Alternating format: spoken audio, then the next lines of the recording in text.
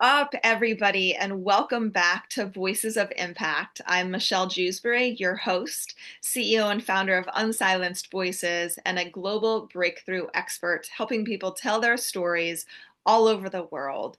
Today, I am so excited. We have Andrew Weiss. Andrew and I have never met in person, and I've only known him through the grapevine. So I have great friends who have worked with him. We've worked together unknowingly through Podfest, and I'm sure other avenues as well. So, very excited to bring Andrew on board and find out how he is making an impact on this planet. So, Andrew, why don't you go ahead and introduce yourself to not only my guests, but me as well? Yeah, so hey everyone, my name is Andrew Weiss. I'm the Chief Marketing Officer for Podfest Expo. We're one of the largest podcasting conferences in the country. We host about 2,000 podcasters and content creators each year at our in-person events. And we're also expanding to other events such as VidFest and Podfest Asia. We do our pod tour. We host meetups throughout the country.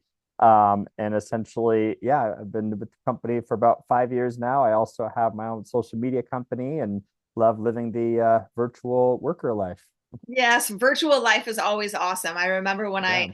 actually transitioned for good, and I was so happy because I didn't have to go into a 9 to 5. And for me, it was a 5 to 9 job because I Yeah. worked nights, Yeah. but it was great. So, you are now the marketing expert for Podfest Expo. And for those of you listening, Podfest Expo really is a huge, huge event that they do multiple times a year. They have little events as well. And it's all for podcasters to get even more exposure, learn how to market, learn how to monetize. But Podfest is quite large. So, Andrew, how did you come about being the marketing specialist for Podfest? Well, it all went back to when I was born in 1994, and I came out of the womb and Young. said, I love marketing. I don't know how far back you want to go, but I will say, I grew up with a father who is an entrepreneur, and that always inspired me at a young age to like be a problem solver and learn how to work my own hours and not have a limit how much money you make. And I'm like, oh, this all sounds amazing. And so I studied, marketing and business and in college. I was the president of the business club in high school. And then out of college, I helped lead a program where we taught professional skills to high school students. It's a program called the Oregon Business Academy that actually still help them each summer as well. So for those listening, if you have a student who's in high school, we want to teach them professional business entrepreneurship skills. We run a week-long camp at college campus over the summer. Um, and then essentially in 2019, after 3 years working with the company full time, I decided I wanted to become my own business owner, my own boss full time. And so I hosted my own event called Fight the Fluff, because I was tired of going to these events where speakers would talk but not actually give any value. And based on the success of that event, Chris Krimitsos, the founder of Podfest, knew one of the speakers of my event and knew that I used the event app called Hoova. And of course, people have mixed reviews about Hoova because it's basically all encompassing, can do everything you could imagine, but it's also overwhelming at the same time. So definitely has its pros and cons. But basically, yeah, based on the success of my event, I got recruited to work with Podfest in June 2020. And our first task was to break a Guinness World Record for world's largest virtual podcasting event in 1 week. And it was super fun to work with Chris to like do the reach outs, do the email campaigns, make sure all the attendees were spreading the word, all the speakers were spreading the word, all the sponsors were spreading the word. And in August 2020, we got that certification from Guinness that we were officially Guinness World Record holders. And then we rebroke that record in 2021. We snuck an event early 2020 and end of 2021 to say we're the world's largest continuous in-person podcasting event. And essentially, in the startup life, you wear lots of hats of operations and sales and marketing and all HR and all the above. And so essentially, yeah, you just kind of learn as you grow, and it's been quite the fun journey. That's for sure. Yeah, no, that's super cool. I want to take us back to this speaker event that you held where Yeah, Chris found you and was like, oh, we need this guy. And yeah, Uva is a great app. And just like a lot of the people that you mentioned, it is overwhelming, but it yeah. has so much information and you literally can connect with every single person. I've been able to connect with over 600 people that I now get to Wow. email because of Yeah, that app and because of Podfest. yeah, Let's go back to this event. I speak for a living.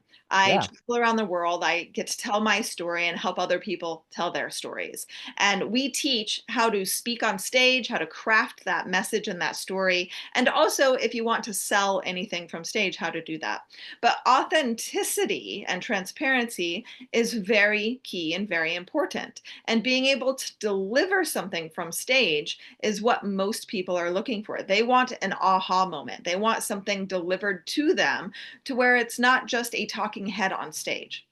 So I've rubbed a lot of shoulders, as I'm sure you have, with speakers who say one thing in front of the curtain and another thing behind the curtain. Totally. How did you come up with this idea to get rid of the fluff per se and have these authentic speakers come in and deliver to your audience instead of just trying to sell and be a talking head? So yeah, that's a great question. And one of the things we put in like the speaking application itself is, it's just kind of like hiring for a job where you have to put the expectations up front, where like we're saying, hey, just so you know, when you apply to speak, like you're not going to get paid to speak, like you can't sell from stage. You have to have slides ready to go. You're only slotted to speak for about 30 minutes, and you can't just talk about yourself the whole time. Like you have to make it value driven, value added. And of course, kind of like you mentioned, rubbing shoulders, me rubbing shoulders, Chris, founder rubbing shoulders. One of his bragging points is I think he says he's hosted over 2,000 events over 10 years. Wow. And so he's learned like what to watch out for when it comes to picking like the best speakers who are going to give value. And of course, when you've hosted an event for over 10, 11 years, you start to sift through like which speakers can be welcome back and which ones shouldn't be welcome back because they're too selfish or something like that, or didn't put enough time into the presentation. Mhm. And so, yeah, when it comes to, sifting through, just like putting expectations up front, letting the speakers know what we're looking for, what the standards are. We also host various speaker trainings leading up to the event, so letting them know like, hey, welcome to our tribe. Here's the expectations. Here's some examples of good presentations. And then also like, sometimes we provide optional training as well. So it just kind of depends on what the kind of support they need. So yeah, it really varies from speaker to speaker as far as what's needed. But I'd say that definitely helps a lot as far as putting expectations forth of what we would like to see at our event. Yeah, having expectations before speakers come on and speak, it really gives them a key outline of what they're supposed to follow. Now, Yeah. we teach as well, right? We teach speaking training and things like that.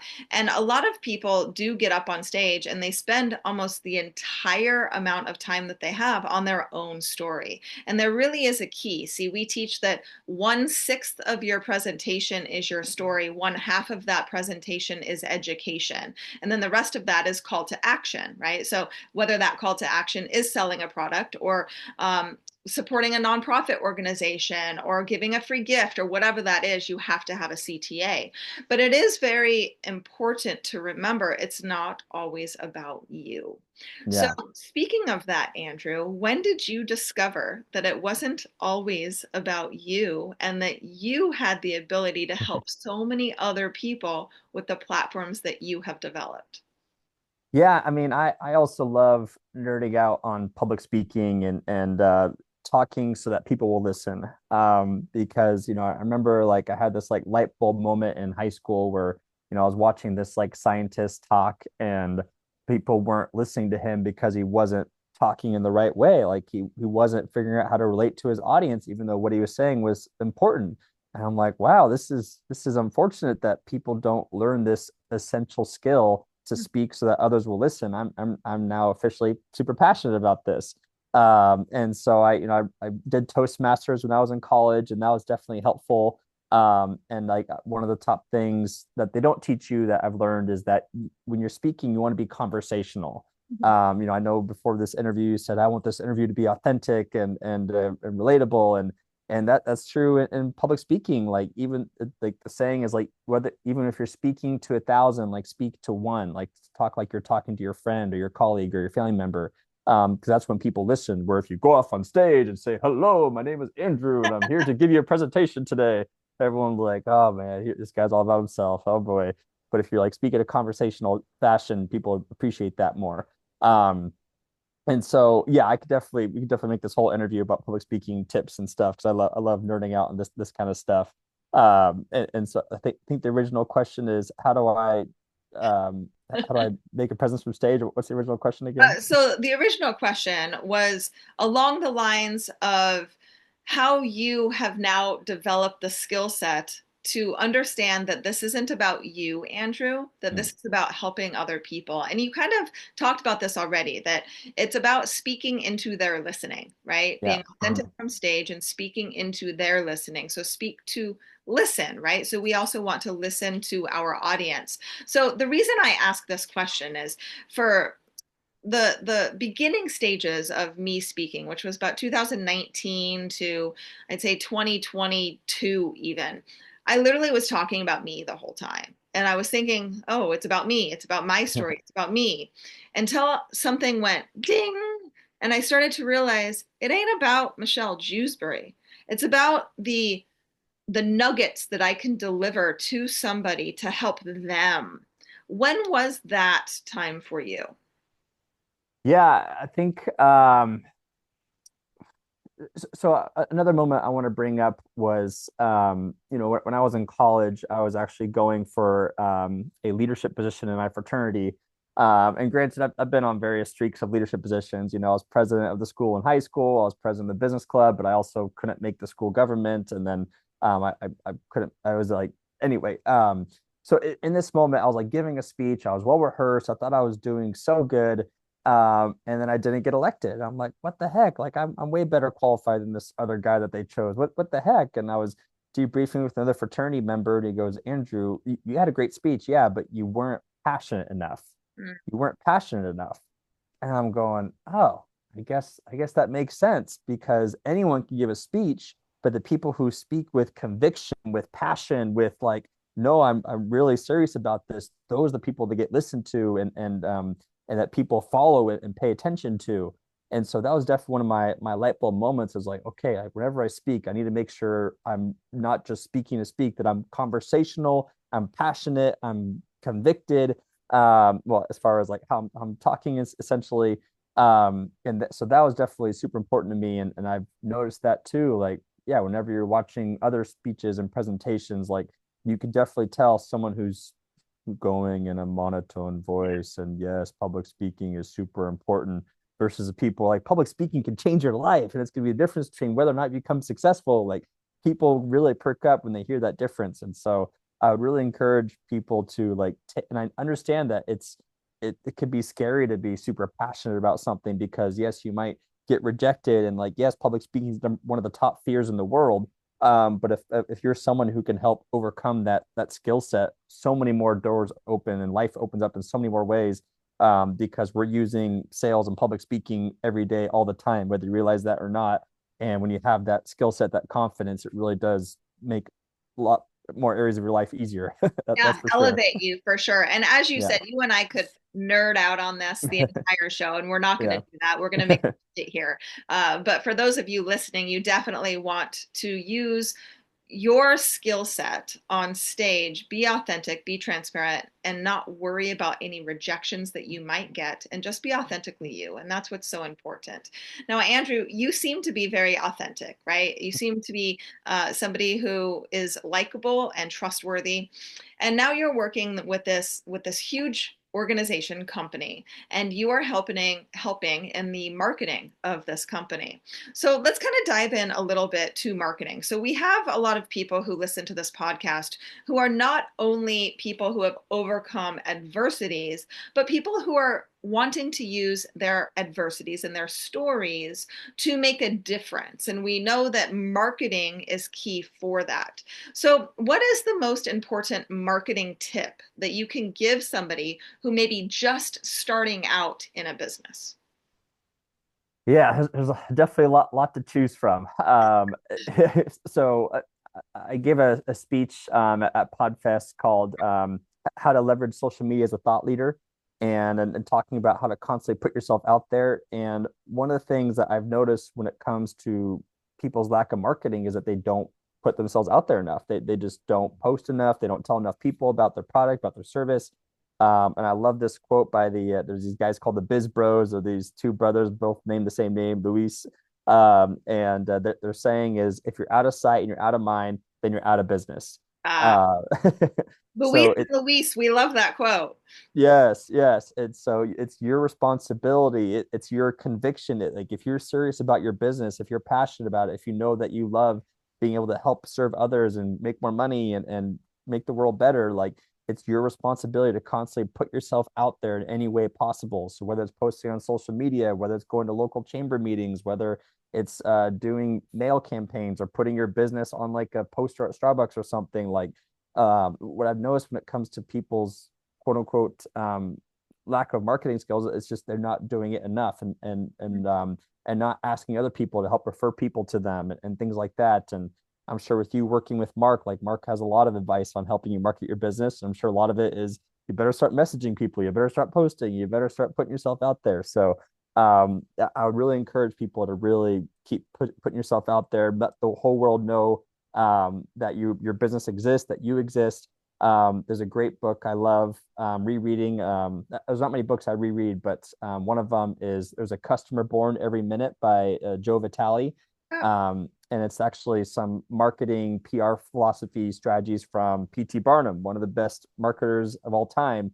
And a crazy stat of how good P.T. Barnum was at marketing is when he was around, there was about 35 million people living in the United States.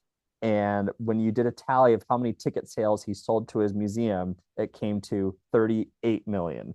oh Uh, my gosh. so if that's not goals, like I don't know what is, but just like give yourself that motivation that like, okay, if he can do that, I can grow my business a little bit. Yeah, super cool advice. Thank you so much for those nuggets. I love that, Yeah. Andrew, and I'm sure our audience loves that as well. So, here's a question. You grew up in a family where you said your father was an entrepreneur, taught you to be an entrepreneur. So, growing up, you knew that you wanted to work for yourself, set your own limits, be able to make as much money as you chose to make. However, being an entrepreneur, sometimes there are some bumps in the road. So, tell me about maybe an adversity that you faced and how you were able to overcome that. Yeah, I mean, there's a lot of there's a lot of adversities faced as an entrepreneur, and like, and I will say so. Going back to my story earlier, it was 2020 when I did that fight the fluff event. It was like literally like May 2020, and so there's a few philosophies here because some people are like, oh, in order to become an entrepreneur, you have to burn the bridges and burn everything and rely on faith and hope to be successful.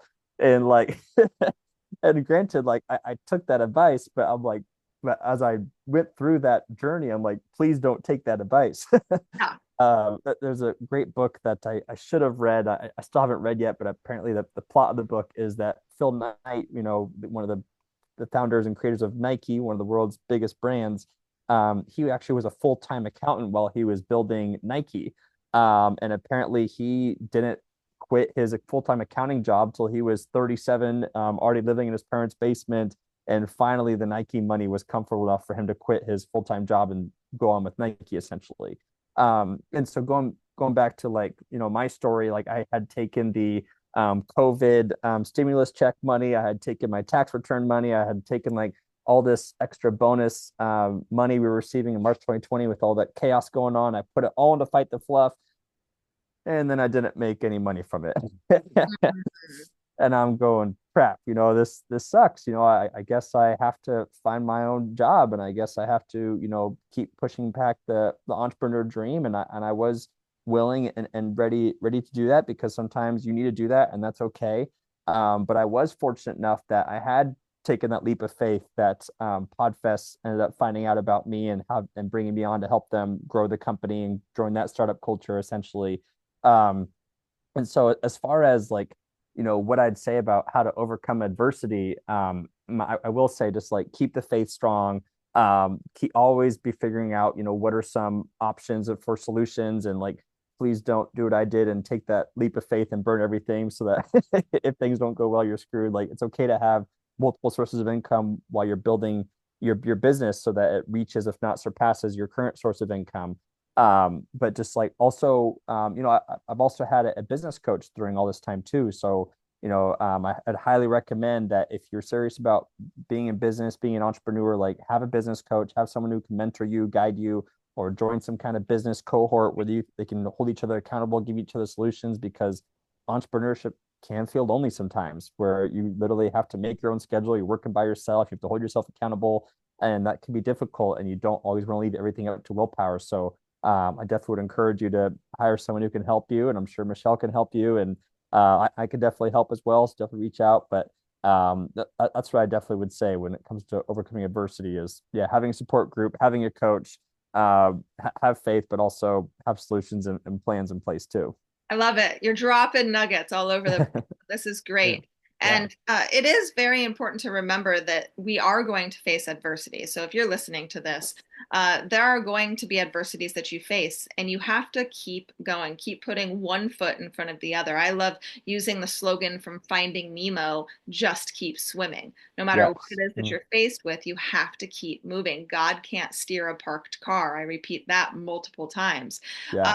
So it's incredibly important, and then those adversities you don't allow them to inhibit you from growth. So it's always important to keep moving, and I love that, Andrew. So one thing that I want to ask you is, how are you making an impact on this planet? Yeah, I mean, the reason I love working with Podfest so much is that we are one of the premier conferences that helps people grow, monetize, and optimize their brands. And so I know that I get to be like that kindling, that fire that helps that for people who are passionate about spreading their voice, who are spreading their message, spreading their brand, that we give them the tools, the resources they need to be even more successful than they already are, or to get started. Because I know sometimes that's the scariest thing is even getting started in the first place. And I know for me, like I joined Podfest in 2020 and I didn't start my own podcast until 2022 for and so yeah, that's why I love helping people, grow their voice, grow their message.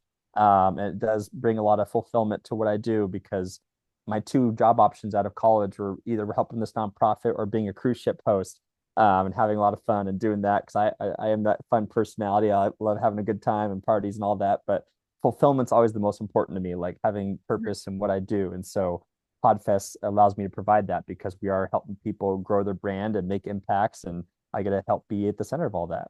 Yeah, I love that. So, unfortunately, our time is almost up, Andrew, and I feel like you and I could stay on this call Of for hours course. because you're just so relatable and transparent and just fun. And Thank one you. thing that I want to make sure that our audience has available to them is information on how they can connect with you. So, Andrew, how can somebody reach out to you? Yeah, feel free to reach out. I'm on the social media platforms, Instagram, Facebook, LinkedIn at Andrew J Weiss, Weiss. You could also send me an email and anytime, Andrew at podfestexpo.com. Happy to connect that way too. I have the email app Superhuman, so it does allow me to stay on top of my emails pretty well. I'm proud of myself for that. Wow. But yeah, so feel free to reach out on social media or email, and love to connect and be a resource for you. Awesome. We're going to have to talk about that Superhuman app. I love that. Yeah, Yeah, I have totally. lots of emails every day. Oh, I got you. Yeah, definitely. So, ladies and gentlemen, this has been an amazing podcast. Andrew, thank you so much for being here.